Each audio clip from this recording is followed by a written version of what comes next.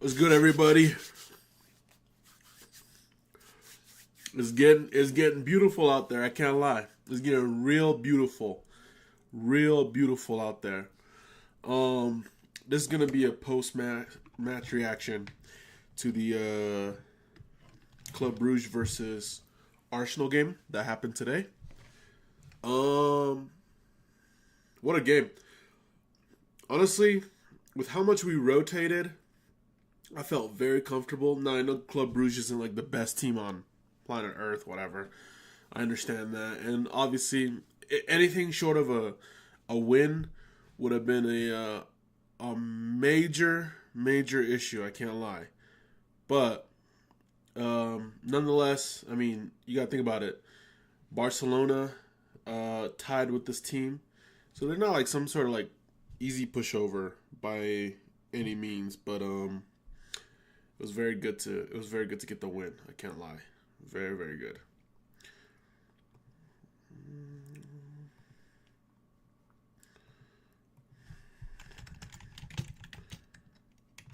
Let's see here.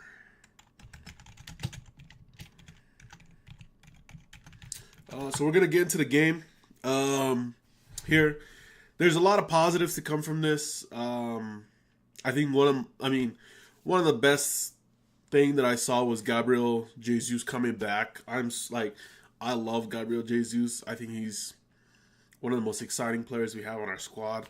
And for him to be able to come back almost a year after his horrific injury he faced against Man United, I believe in the FA Cup, for him to be able to come back from that and play meaning like some good minutes, get 20 minutes in him was pretty good. I'm really happy for Gabriel Jesus. Huge fan of his. Let's see here.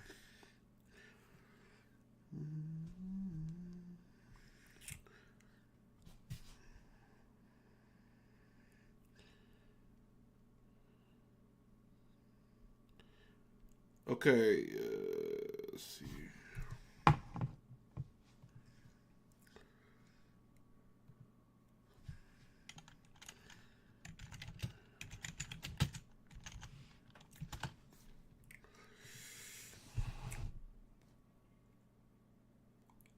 Let's see what we got here. Rolex, good win. We qualify now. Yep. I believe with that win, we automatically qualify for the round of 16. Second year in a row, we do so in this new group format. Yeah, it was a good win. It was a good win. Like I said, there's a lot of positives that I took from this win. Uh, I think we're the best. We have the best defense in Europe, and if we can kind of sort out our attack, I don't see many teams that could possibly really keep with us. Like we already showed against Bayern Munich, we got it right, and Bayern Munich is probably a top whatever team. Now people say, oh, they didn't have Musiala, they didn't have Luis Diaz. Yeah, whatever. Like we were missing players too, right? So I won't necessarily say that we were both full strength teams. Um, Let me see here.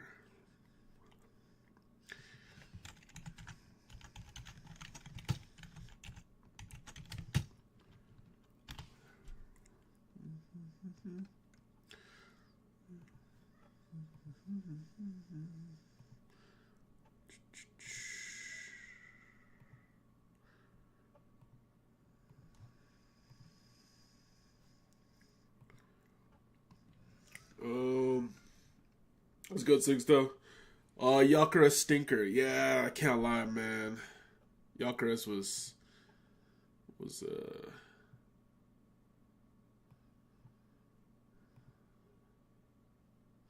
Gyökeres didn't have his best game, and we'll get into it. But yeah, Gyökeres did not have his best game today.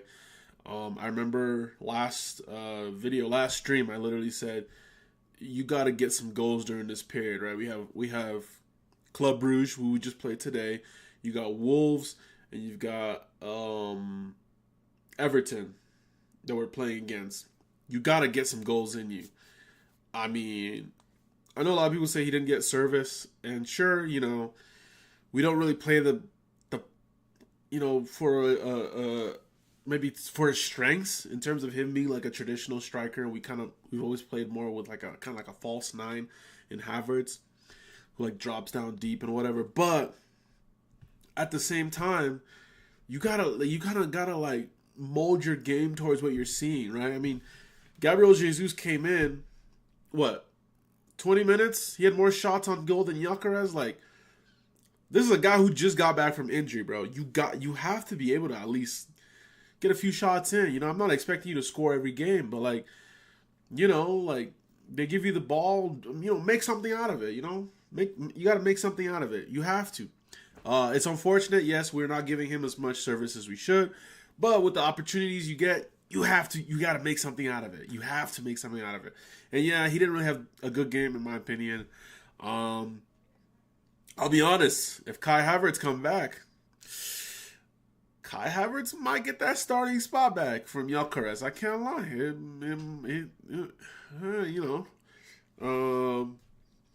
Yeah, it's not looking too good. I can't lie. It's not looking good. Let's see here.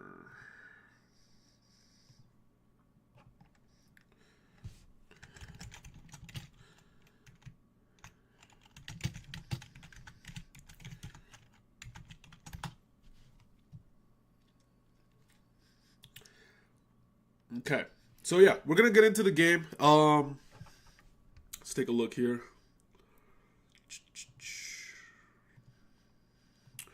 All right, so here's the game. Arsenal 3, Club Brugge 0. Clean sheet again, which is good. After we allowed a goal in against Bayern, it's good to kind of go back to our clean sheet ways.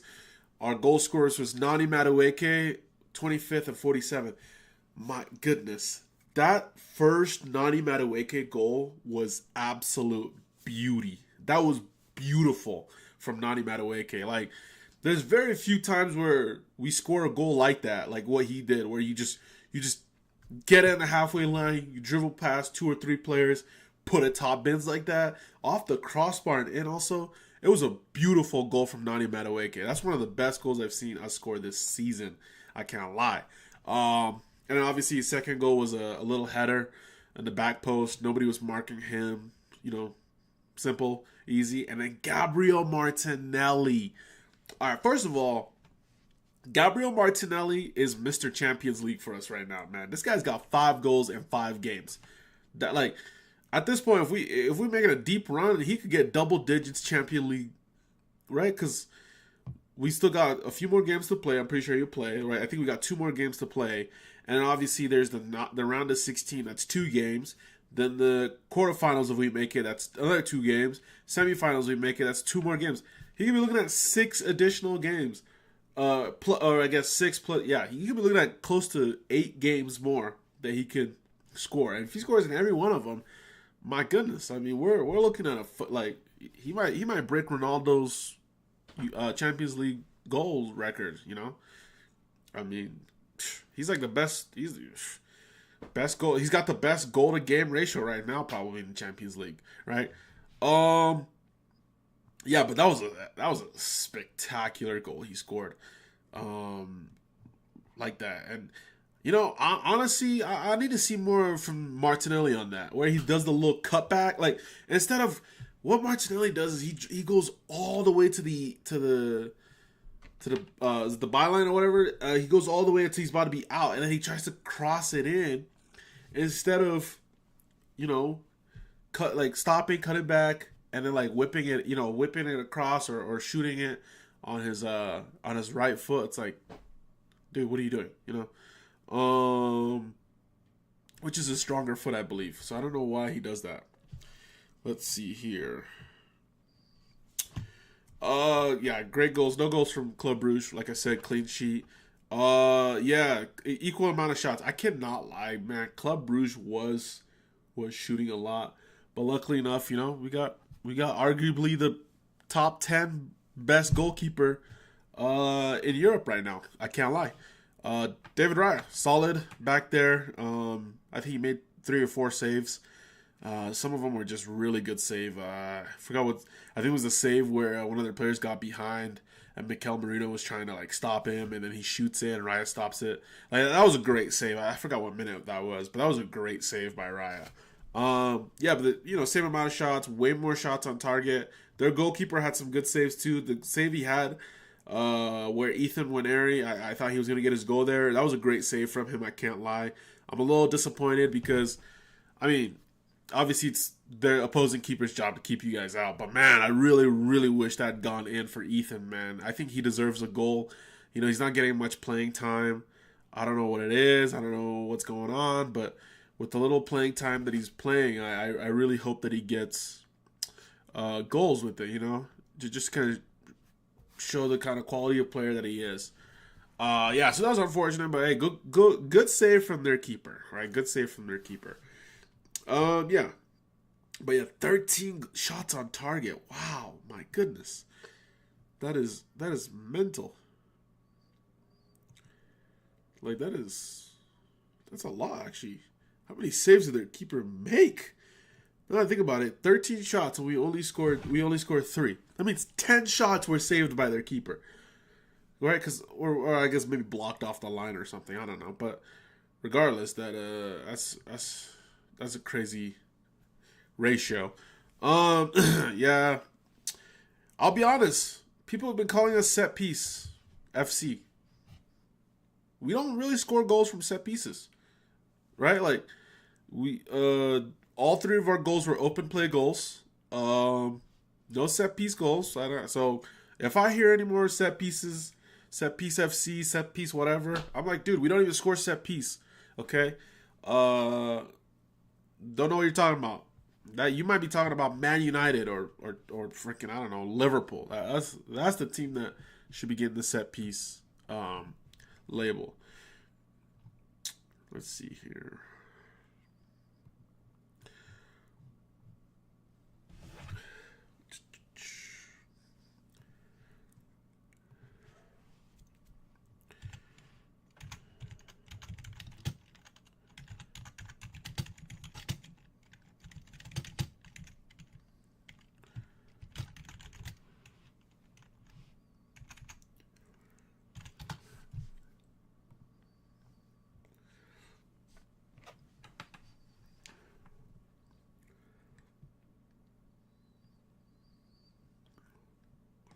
Nani should have had a hat trick. Yeah, I agree. Nani should have had a hat trick. I don't know. It sucks that he was brought off. I can't lie. I thought Arteta would have left him on to get that hat trick, but I also kind of do understand because he just got back from injury. He's kind of probably trying to like save him, make sure he doesn't get too in, like not too many minutes. Just kind of managing him better, which I do appreciate because I've been critical of Arteta because we have way too many injuries, man. Way too many injuries. It's a little crazy. I can't lie. We have way too many injuries, man. Way too many injuries. It's a little crazy. But yeah. All right. So we're gonna do some player ratings. For the most part, it's gonna be positive. There's gonna be positive player ratings for sure. There is a few players where I'm like, man, yeah, I don't know, you gotta lock in because I mean, yeah, there's a lot of hype around and you're not living up to the expectation. I can't lie. In goal, David Raya. I'm gonna give David Raya an 8 out of 10. David Raya 8 out of 10. Had 2 really, really good saves in my opinion. Saved, kept that clean sheets, did his job. 8 out of 10 for David Raya. Good game, good distributions. Didn't really put a foot wrong in my opinion. Yeah, I'm gonna have to go 8 out of 10 for Raya.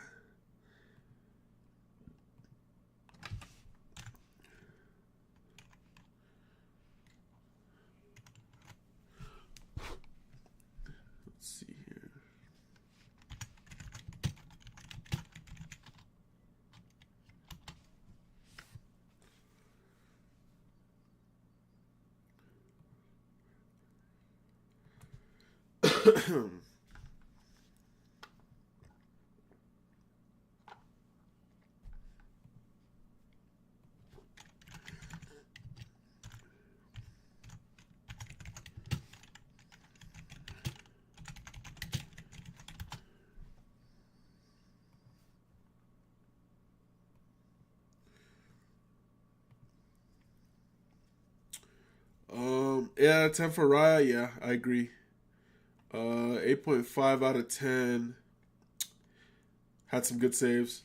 Okay, you know what? I'm giving him an 8.5 out of 10. Why not, right? I thought he was really good today. Didn't really put a foot wrong. So I think at 8.5 I'm gonna go eight. I'm gonna go 8. All right, I'm gonna go 8. 8.5 is a little, a little different. I'm gonna go 8. 8 is pretty fair. Miles Lewis Skelly. Miles Lewis Skelly was pretty solid, I think. I think there was like maybe one or two times where he was caught out of position, right? Because he's inverting, and Hincapié had to kind of like come across and like step into his position to you know to defend the winger. I thought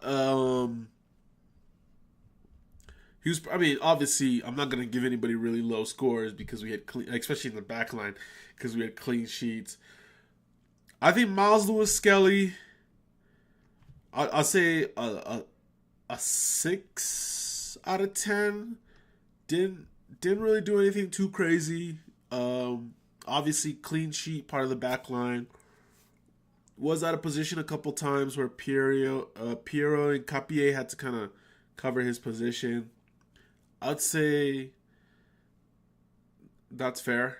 A 6 out of 10 is fair for Miles Lewis Skelly, right? I mean, 5 is like where it's like, okay, you were mid, right? Anything below 5 is you were terrible. Anything above a 5 is good. 6 out of 10 is fair in my opinion, but I don't know, what do you guys think?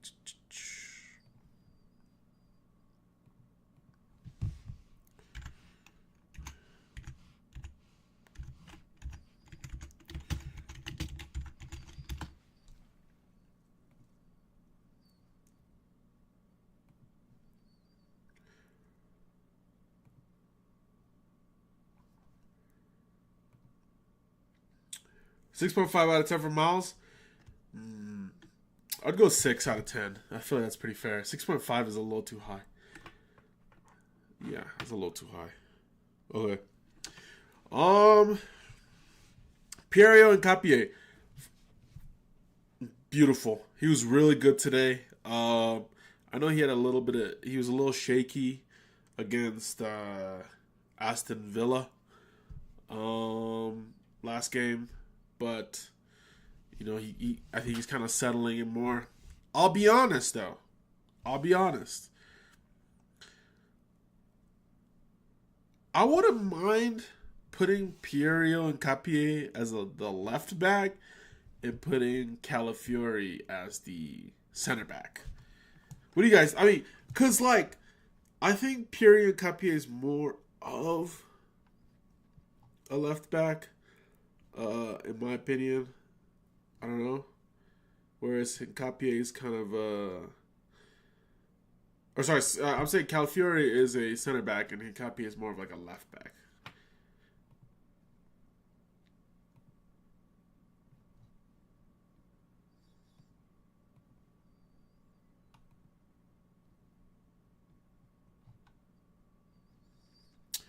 I think that's what I'll do.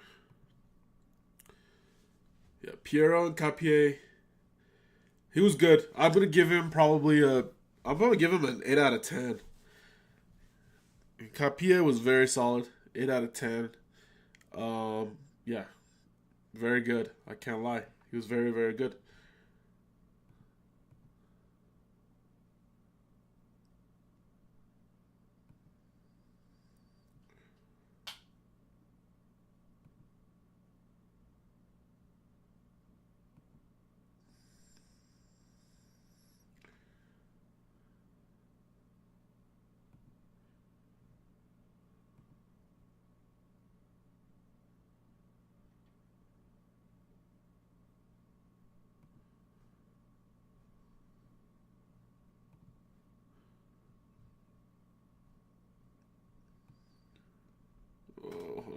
My stream is lagging right now.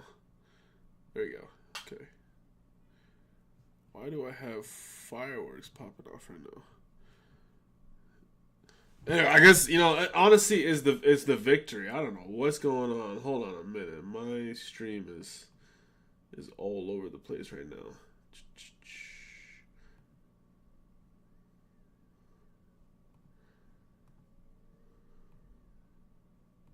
Okay, sorry about that, folks. Okay, so I'm gonna give Pierre and Capier I'm gonna give him like a 8 out of 10. He was probably our best defender. Was covering a lot for Miles Lewis Skelly. Solid. I thought that's pretty fair. Christian Norgard. All right, look, when the lineups first came out and I saw Christian Norgard there, I was like, what's going on, Arteta? Christian Norgard as a center back? Why would you do that? That don't really make any sense. But I can't lie. Christian Norgard, I thought he was very comfortable playing the center back position. He seemed to kind of like just fit right in, which was I was like, I thought he did a pretty solid job. I'm gonna give him a 7.5 out of 10. It's pretty solid. Like, he looked very comfortable. Didn't really put a terrible foot in. He was good. He was solid. Obviously kept the clean sheet. I'd give him a 7 out of 10 for that. For that. Christian Norgard, 7 out of 10. Pretty solid. I don't know if Arteta's gonna use him more in the center back position going on. I don't know how that would work, if I'm being honest, in the Premier League. Like, because obviously we're still dealing with our center back injuries. I mean, Timber's out, right? Against Wolves, would you put Christian Norgard in the center back position against Wolves? Are Wolves worse than Club Brugge? Because unlike this Champions League game where it was whatever, if we lose against Wolves, that we're in trouble. If we tie against Wolves, we're in trouble. Now, I don't think we would, because Wolves are just absolutely terrible. But would I risk putting Christian Norgard as a center back against Wolves? Do you have enough confidence to put Christian Norgard as a center back against Wolves? I would say I'm iffy. I'm 50-50 about it. I would say it can't be done. But who can you put? Because essentially it's either Christian Norgard or Salmon. Is it Salmon? Salmon, the youth center back.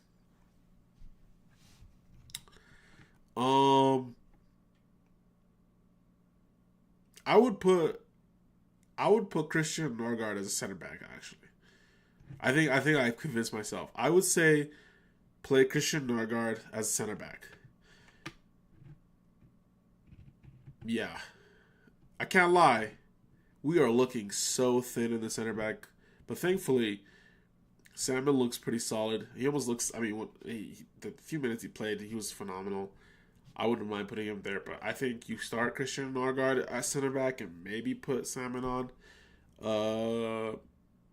at the end of the game, or even take Hincapié off. I'd probably take Norgard off and put Salmon on. I think Hincapié needs to stay on.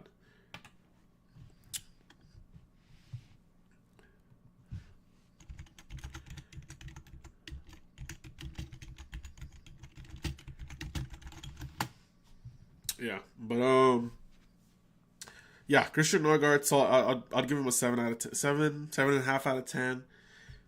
7.5 out of 10. Norgard versus Wolves for sure. Okay.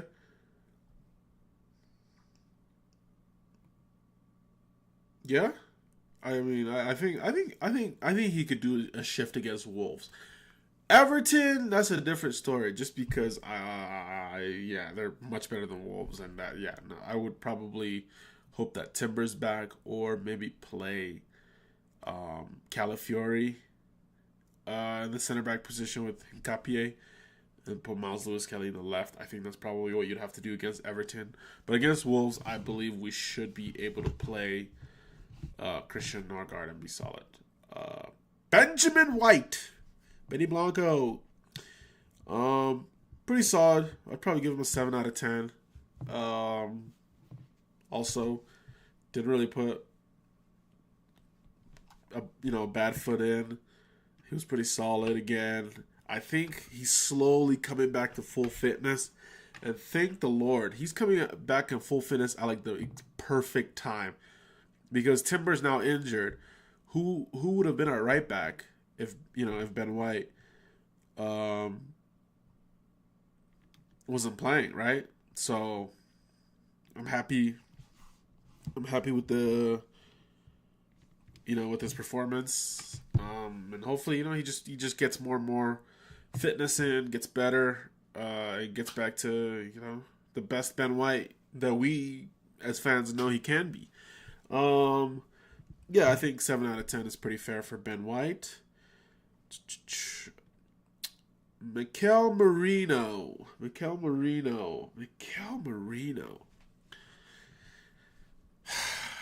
I don't know how I feel about Mikel Merino every time he plays in midfield, because this guy is like, he might be the slowest midfielder I think I've ever seen play for Arsenal, at least. I don't know. I can't think of anybody else that is slower than Mikel Merino. At midfield, bro. That dude is he's so slow. It takes him a while to get to find his feet sometimes. He can't. He doesn't have pace. When he turns with the ball, it's very slow. I can't lie. Our midfield definitely was our weakest part of the field. A midfield of Mikel Merino, Zubimendi, and Odegaard does not look the best. I can't lie. And I'm a bit nervous with Declan Rice being ill. Can he play against Everton? What's his illness? Because we always hear this, this player is feeling something or whatever. He'll be out for a little bit and he'll be back. And before you know it, it's a month. Right? How long is this Timber injury gonna last? How long is Declan Rice gonna be ill? Will he be back on the team? Will he be back for the team for Everton? Because I don't think Declan Rice needs to play against Wolves. I do feel like our midfield of Merino, Zubimendi, Odegaard, or you could even throw in Waneri, should be enough quality to handle Wolves, obviously. But I don't know, man. I don't know how I feel about Mikel Merino in midfield still. I mean, I just don't think he's a good midfielder. He's slow. He doesn't release the ball quickly, which is funny because when he scores, he's boom. You get it to him when he's up front, bam, hits that first time. But then when he comes to playing midfield, it's like you pass him the ball and there's a guy, boom, making the run, or to get the ball quickly to Odegaard or whatever. He slows it down, whatever. He loses the ball a lot. He's just not a great midfielder. I can't lie. Up front, he's phenomenal, but in midfield, which is his natural position, by the way, this guy looks terrible. He looks like he's running in quicksand sometimes. I'm like, brother, are you running in quicksand? What's going on, bro? What's going on?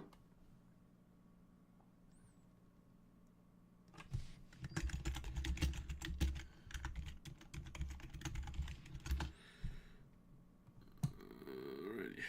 What we got here?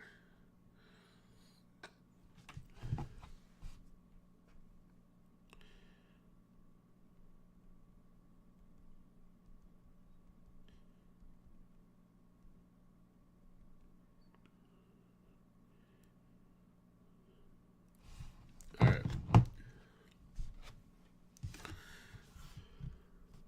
let's see here. Marino is a better attacker than Gyökeres. I'll be honest, man. At this point, I think Mikel Marino is I think he's scoring more. He's better informed attacker than Gyökeres. I can't lie. It's funny. Like, Mikel Marino is not the best at his midfield position, but he's better than our starting striker at scoring goals. I don't know what's going on, man. We got to be the funniest team ever, bro. We got our defensive midfielder playing center back. Fine, that can happen. You got a left back playing center back. Okay, a center back playing right back. A midfielder playing right back or left back. You have Mikel Marino, who is a midfielder who is terrible at midfield, like most fans would agree, and is better at being a striker. And you have our striker, who is worse than our midfielder when he plays that position. I don't know what's going on, bro. We have to be the funniest team on earth. Like, why is there so much it's just a lot going on. I don't know what's going on with Arsenal, man. But look, if it works, it works, right? That's all that matters. Premier League, Champions League, if we're holding it in May, I don't care how we get it, right? It don't matter to me. Mikel Marino, I'm probably gonna give him a 6 out of 10. He wasn't really that great. It wasn't really special. Gave the ball away a couple of times. Like, it's just, yeah. God, like, I just wish he was like, if he was like a step faster, he'd be so much better. Martin Zubimendi. Great game from Zubimendi. First half, like the midfield just filled all over the place. Like, I was seeing him like kick the ball directly to them, and like I was like, "What are you doing, Zubimendi?" But as the game got on, he got better. I believe he had 2 assists in this game, if I'm not mistaken. Great, solid 8 out of 10 performance from him, especially for those 2 assists. And I still am nervous about Zubimendi, mainly because I don't know how good of a defender he is. He's very good on the ball, right? In terms of defensive midfielders, when it comes to being on the ball, right, passing, assisting, stuff like that, Zubimendi is one of the best in the Premier League for sure. But when it comes to actually defending, my God, all the guy does is foul people, bruh. Fouls. I'm surprised he didn't even get a yellow this game, if I'm being honest with you. There were some fouls where I'm like, oh man, he's gonna get a yellow card for this, and the ref didn't give him a yellow card, which, whatever, we'll take it, right? But he's the first and only player on our team to get suspended from yellow card accumulation. The man does not defend; he just fouls. That's all he does is foul people. I'm like, bro, you're a defensive mid. Can you not get the ball back without fouling? Like, sometimes I understand a tactical foul or whatever, but why the hell are you pulling this guy down? Why are you doing that? Bam, next thing you know, he's got a yellow card. Gets beat. Bam, next thing you know, he's got a yellow card. I'm like, relax, buddy. Like, sometimes I'm like, bro, like, are you actually defending, or are you just gonna foul? Like, you're a defensive midfielder. There's got to be some sort of defending in your blood, right? I don't know, but regardless, he got 2 assists. Second half was like much better. Didn't come out of this game with the yellow card. That's a perfect 8 out of 10 for me, if I'm being honest. Perfect 8 out of 10. Martin Odegaard. Martin Odegaard. Martin Odegaard is a very interesting player since he got his injuries last season. The main reason why I say that is because I don't know if Odegaard is scared to get like physical, if that makes sense. In the sense that, like, he wants to get rid of the ball. Like, okay, let's do this. When was the last time you saw Odegaard, like, take the ball Maybe he got the ball at the halfway line or like whatever, dribbled like deep into the opponent's half to give the ball off to maybe like Gyökeres or to give it off to Madueke high up. He doesn't do that.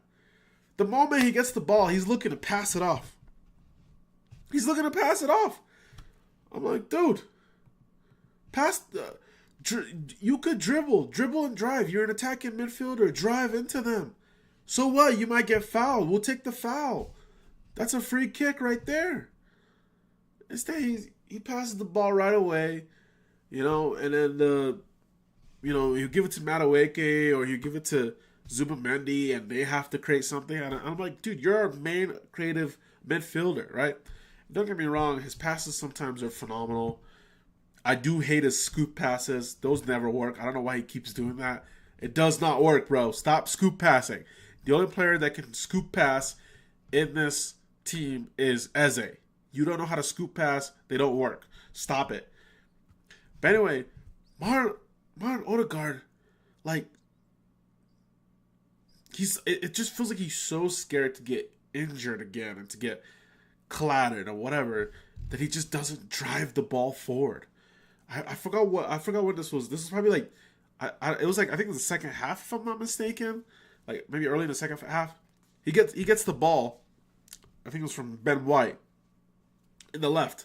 There's a little bit of space to drive in. If he had drove in, players would have probably been drawn to him and he could have slotted the ball to Gyökeres. Instead, he passes it backwards to Zubamendi. I was like, dude, what the hell are you doing? You're the attacking midfielder. You have to be able to take the ball and create something, whether it's from deep or halfway in their half. You got to do something. It wasn't like he was bad. Obviously, he wasn't terrible in this game. It's just sometimes I want a little bit more from Odegaard, and I understand he's coming back from an injury, and it's gonna take him a while. But like sometimes I'm like, Odegaard, I need you to drive at them, take the ball, drive into their side of the field. Sometimes he just doesn't do that. It's a bit frustrating because I know he's capable of doing that. Right? You look at I think it was the Olympiacos game. Wasn't the Olympiacos game? Or was it Slava Prague? I think it was the Olympiacos game at home. You saw him. He was driving. He was passing the ball to Gyökeres. Do the exact same thing every week. Like, why do you do it some weeks and you don't do it other weeks, man? I don't know. But it's frustrating. I'll probably give him like a 7, a 6.5, 7 out of 10. I feel like it's fair. I don't know.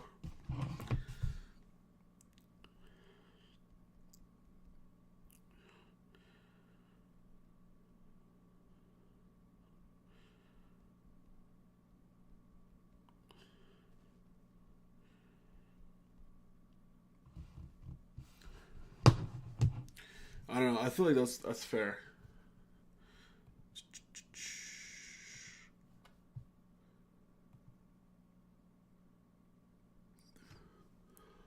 Odegaard was solid. You're hating. No, I'm not hating though. I'm not hating. Look, Odegaard is one of my he is one of my favorite Arsenal players. Right? Like I like him. He's very creative. On his day, he's one of the best attacking midfielders in the Premier League. Right? You look at 2022, 2023 Odegaard, or even 2023, 2024 Odegaard. Like that first few months, great player, solid. Right? He was very good. I mean, 2022, 2023, I was like, oh my God, is this the best attacking midfielder we've had in the Emirates era? Like, I was comparing him to Ramsey, Ozil, Cazorla, like all these other players. Now I'm like, I don't know if I can compare you to, I don't know, who's a pretty terrible attacking midfielder. Like, what are we doing, bro?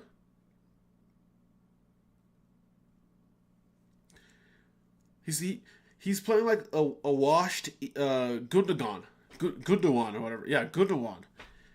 Like, bro, come on, put a shift in.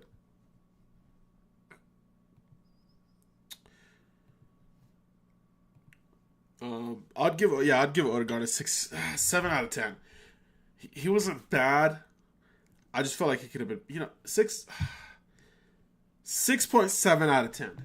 Odegaard gets a 6.7 out of 10. Yeah, 6.7. Because like, I'm thinking like, what's in between a 6.5 and a 7. I'm gonna do 6.7 out of 10.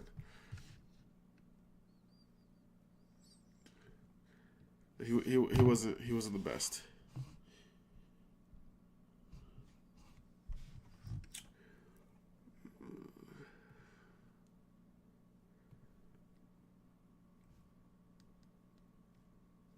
All right. Now here comes the good stuff. Gabriel Martinelli.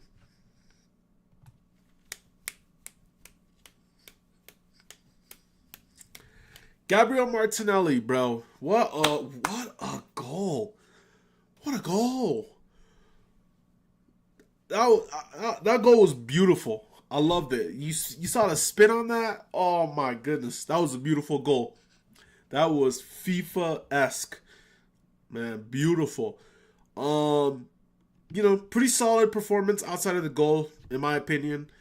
I'm gonna give Gabriel Martinelli an 8.5 out of 10. An 8.5 out of 10. That was a good goal. That goal was beautiful.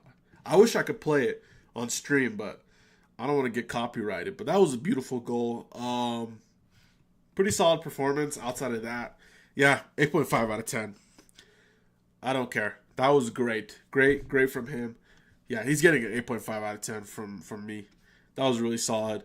I've said this in previous streams and whatever. Gabriel Martinelli is Mr. Champions League for Arsenal. The guy has 5 Champions League goals. Who was the last Arsenal player who had more than 5 Champions League goals? Who? Right? Aubameyang never played in the Champions League for us, so that's out. I don't remember Lacazette having more than 5 goals in the Champions. This guy could potentially hit double digits for Champions League goals.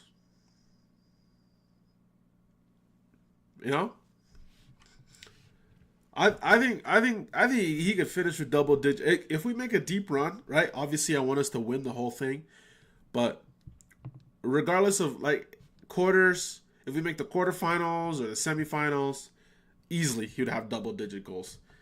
I mean, I don't know what's going on, but he is Mr. Champions League for Arsenal right now, bro. He's phenomenal. A game, a goal. A game, a goal. A game, a goal. Kylian Mbappe, who? Kylian Mbappe, who? This guy's better than Kylian Mbappe in the Champions League this season. This season.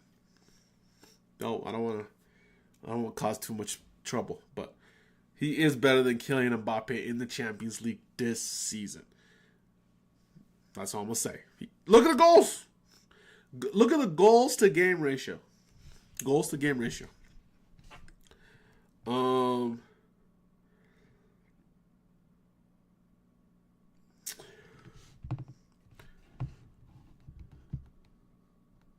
Yeah. I think he's better than Kylian Mbappe in terms of goals to games ratio. Yeah, I think he's better than Kylian Mbappe in terms of goals to games ratio. Okay, let's see here. Yeah, so 8.5 for Gabriel Martinelli. 8.5 out of 10. I'm gonna save him for last. Nani Madueke.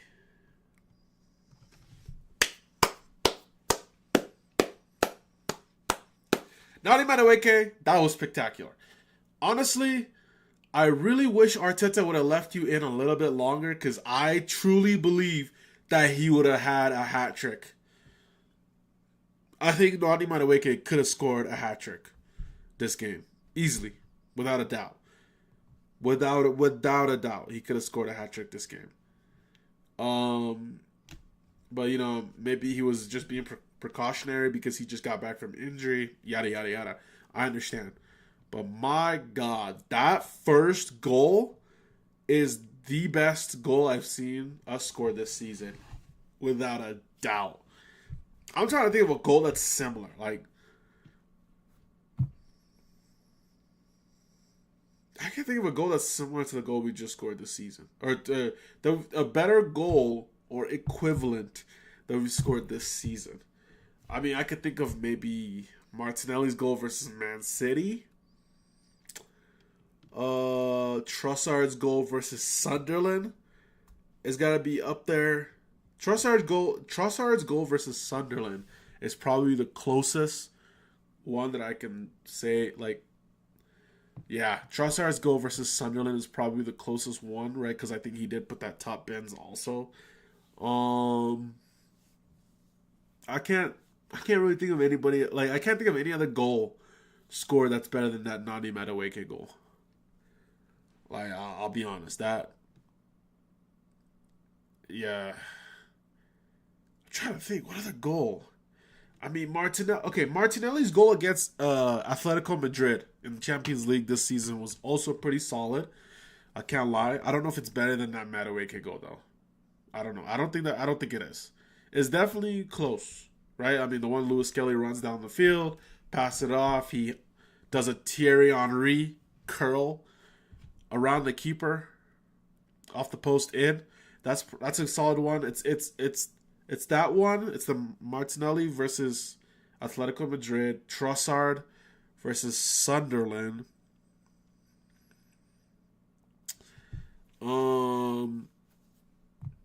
Yeah, I think those two are probably the closest goals to to Nani Madueke's first goal that he scored, because that goal was beautiful. I mean, he shrugs off a defender. He's like, get up. He's like, man, move. Get off me, man. He said, get off me. Watch this. Drives. Bam. Keeper, hold that. Off the crossbar and in. I was like, what the hell? I was in shock. And then I realized why I was in shock. I have not seen an Arsenal player do that. I haven't seen an Arsenal player pick the ball up, drive, and put that on the top bins. I have not seen an Arsenal player do that. And that was spectacular. I can't lie. That was a very good goal. Very, very good goal. Nani Madueke, 9.5 out of 10.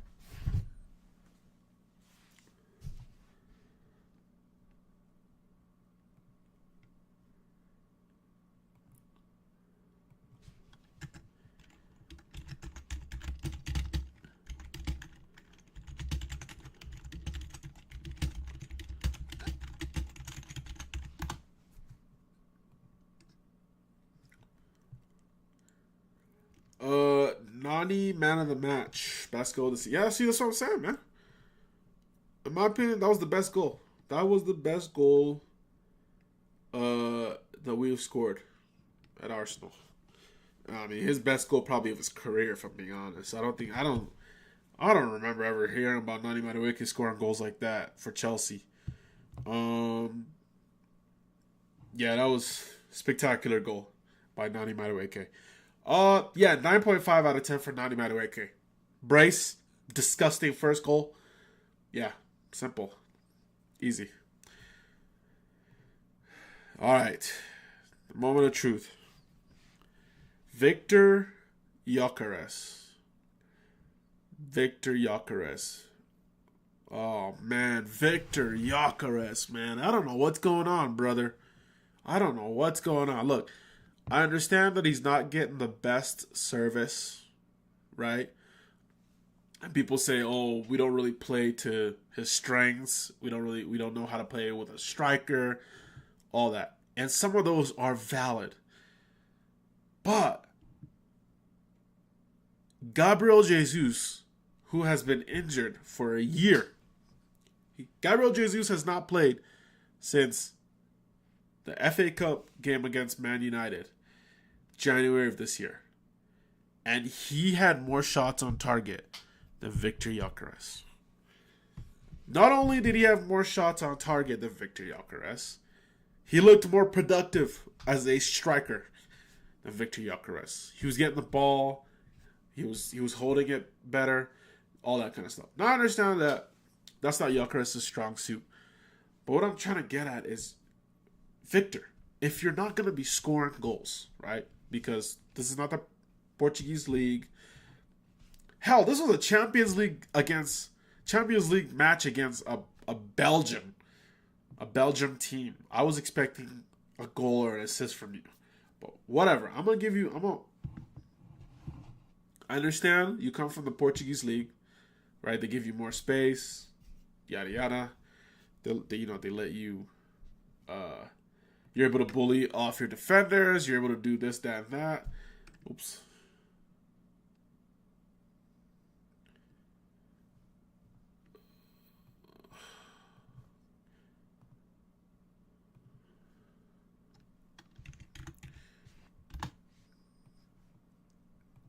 Okay, there we go. Yeah, I understand that, in the Portuguese league, he was able to like bully defenders. He was able to do this and that and that. I get all that. I truly do get all that. But at the same time, brother, we need we need better hold up play. You need to be able to have like a connection with your attacking midfielder, an Odegaard, or your winger or whatever. It doesn't matter. You call for the ball. If you call for the ball, if you drop down a little bit, continuously be moving. Do something, bro. Play like how Haaland plays. If you're not gonna get the touch of the ball, play like Haaland. You know? Have that movement ready. Continuously be moving. You know? But my God, yeah, he was not that good today. I can't lie. Very disappointing from Victor Gyökeres. Very, very disappointing. I thought he was horrific this game. I think he had one shot on target, and that was the header that went straight to the keeper. But like, I don't know, man. He's just gotta. You gotta make yourself more available. I don't know what he needs to do. Maybe drop down a little bit deeper to get the ball to connect with Odegaard and them, and then to kind of like help build up play, or you just gotta have better anticipation of when the ball's being crossed in. I mean, there's a few times where the ball's crossed in and like he's nowhere to be found. I'm like, where are you? You're a striker. This is a solid, easy, boom, head the ball in, right? Like, just because you make a run and they don't pass it to you doesn't you don't just give up. You got to keep going again and again and again. It's that simple. You got to keep going again and again.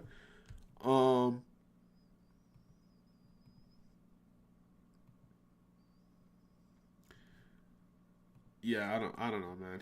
He was I don't yeah. This is probably the worst game I've seen from Victor Gyökeres. Where I'm like, phew, you got what? He was given what 65 minutes. I mean, it's a Belgium team. If you get the ball, you should be able to dribble at least past one or two defenders and have a shot. Do something, bro. I don't know if it's like instructions from Arteta for him not to do that. But sometimes I'm like, why? When they pass you the ball, why aren't you facing the defender trying to take them on or something, I don't know. I am losing a little bit of hope in Victor Gyökeres, I can't lie. Especially after this game, I'm like, dude, a goal or an assist, you're a striker. You got to have at least a goal or an assist in this game, right?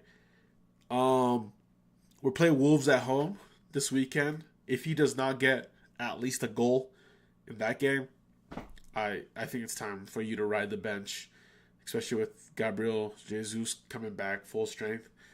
I would start him as my starting striker until Kai Havertz come back, or keep Jesus as a starter and Kai Havertz and Victor Gyökeres can rotate in and whatever. But yeah, I'm starting to lose hope in Victor Gyökeres.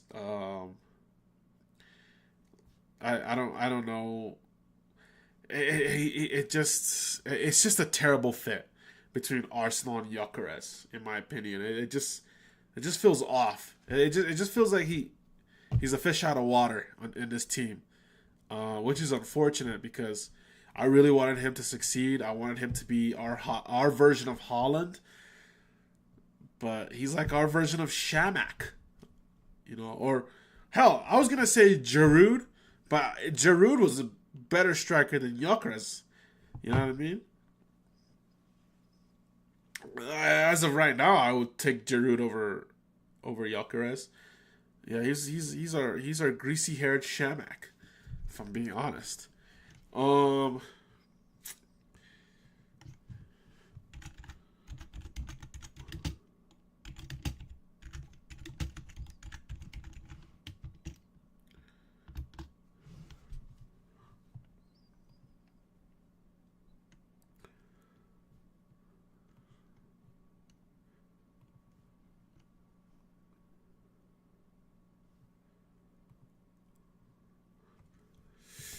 uh, Gyökeres is just clunky.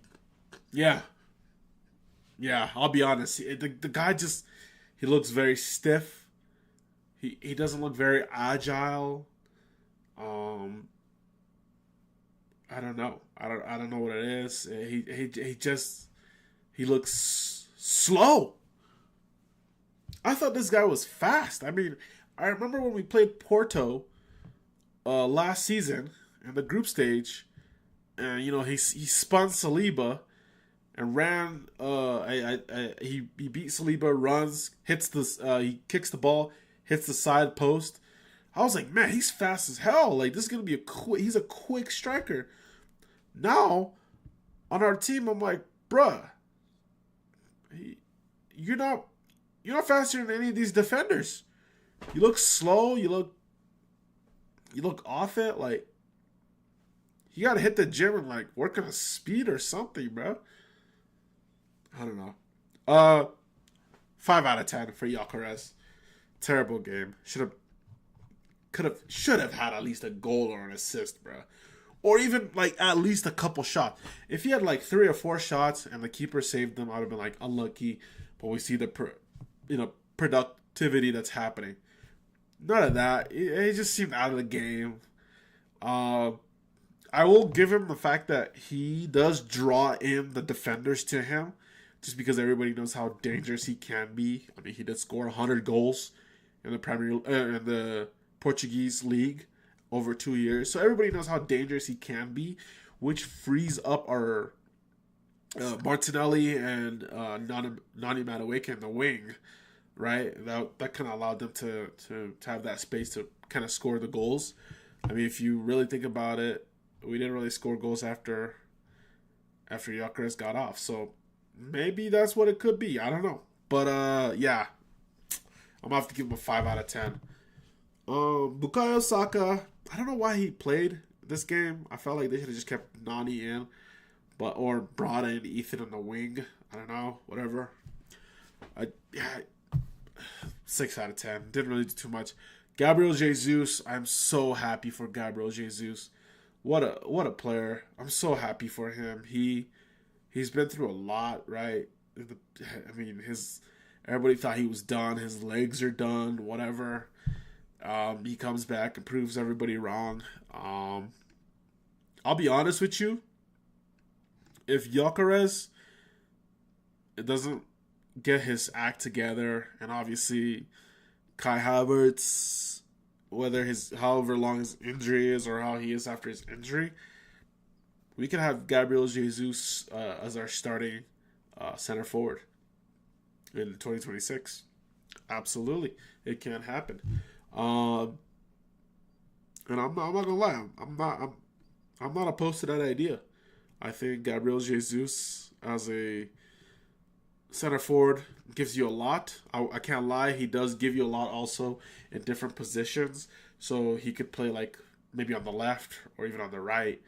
If Gyökeres does start to kick in, but if Gyökeres doesn't, I would slot Gabriel Jesus, put him back in the false nine, position and run it back like it's 2023, 2020, or 2022, 2023. I'm gonna give him a 9 out of 10 for that. Just because I'm happy for him. Yeah, 9 out of 10 for Gabriel Jesus.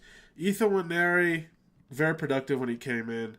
I'm so glad he's getting minutes. I feel like the manager's kind of doing him dirty at times. Like Ethan, I don't know what's going on behind doors, but I'm like, why isn't he getting 20, 30 minutes here and there? He more than showed off his quality last season with the goals he was scoring and the assists he was getting and all that. I feel like he could easily be a key rotation player on the squad. I know he's only, I believe 19, maybe 18. I think he's 19 now. But I do hope he gets more minutes as the season goes on. I think he definitely deserves it. I'd give Ethan a 7 out of 10. 6.5. I'll give him 6.5 out of 10. Ricardo Calafiori came on, was very solid center back position. Like I said earlier, I do believe that we should try Calafiori as a center back and Hincapie as a left back. I think that could be the way to go, if I'm being honest. But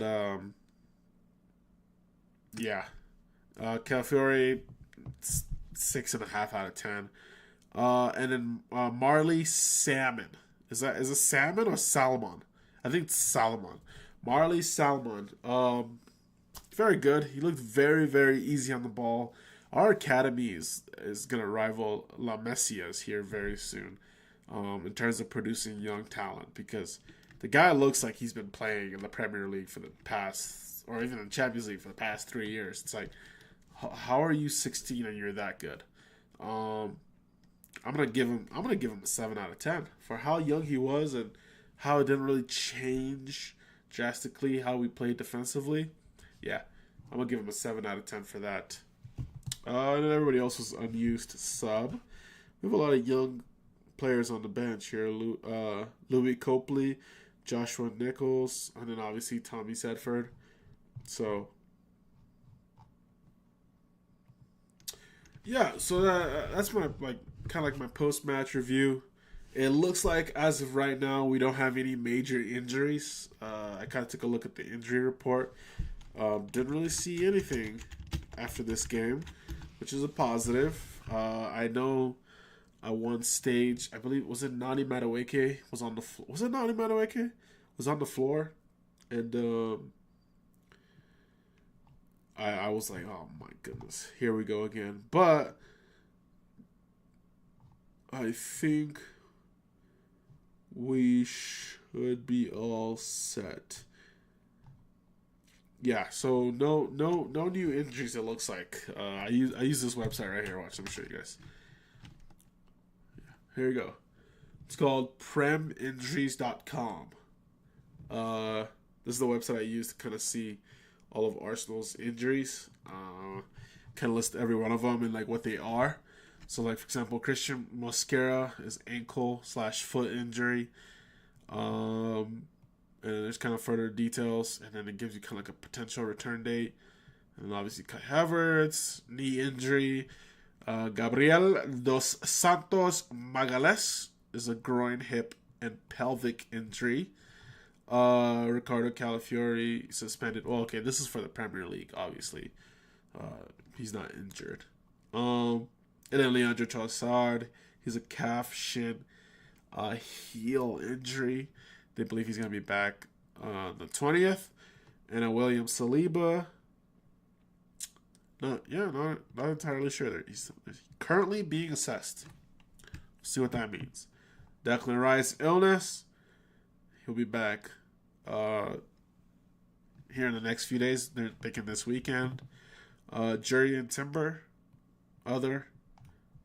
Yeah, he's still being assessed. And then Max Dowman has an ankle foot injury, and he'll be out for a couple months at least. But anyway, so yeah, no new injuries, which is good. We like that. We like no new injuries, so that's solid. Got the W. Let's look at the table. as it stands and kind of do a little recap of the games. All right, so the Champions League. This is how it stands after these round of games concluded. Obviously, there's us at the top, 18 points, 17 goals scored, 1 conceded. I believe we are the third highest goal scorers in the Champions League, because I think PSG are above us, Bayern are above us, and I think that's about it. Those are the only teams that have scored more than us, so that's good. We love to see that. We've only conceded 1 goal, and that was from Leonard Carl, which was a really good goal. Nothing you can do about it. Whatever. So that was good. I know some other big games that happened was PSG played a 0-0 draw with Athletic Club, who we beat 2-0. So I should kind of tell you how we do against these opponents that they're not doing so great against. City beat Real Madrid 2-1. Real Madrid look absolutely dreadful. They just look bad. This is not the Real Madrid of a few seasons. I think they might be worst this season, Real Madrid, than they were last season when we beat them for sure. And obviously Kylian Mbappe didn't really play the game. But yeah, I don't know, man. They look very, very woeful, in my opinion. Oh, what else?